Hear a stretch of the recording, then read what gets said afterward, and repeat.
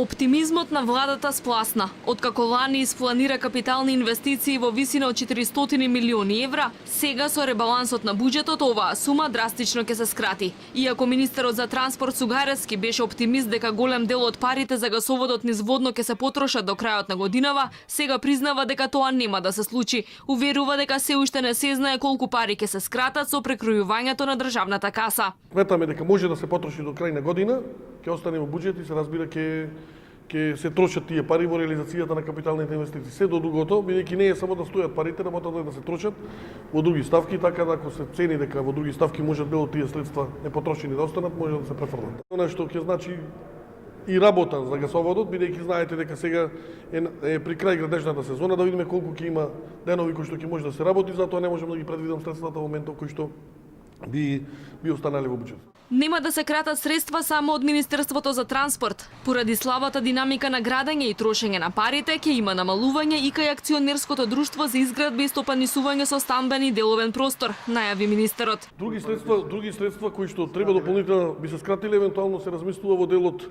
ако се скратат во делот на ПУИК, бидејќи тие имаат средства од ланската година кои што се непотрошени, така да мала е многу ставката, практично никаква годинава што не се потрошени средства. Владата инвестираше 90 милиони евра во капитални проекти до крајот на август, или само 23% од планираното за цела година. Слабата реализација е пропратена со постојано задолжување на домашниот пазар. И додека опозицијата обвинува дека никој не знае каде завршуваат овие пари, јавниот долг се повеќе расте. Во моментов изнесува 48,8% од бруто домашниот производ, а владата си даде простор да продолжи да се задолжува до ниво на јавен долг од 55% од БДП до 2021 година.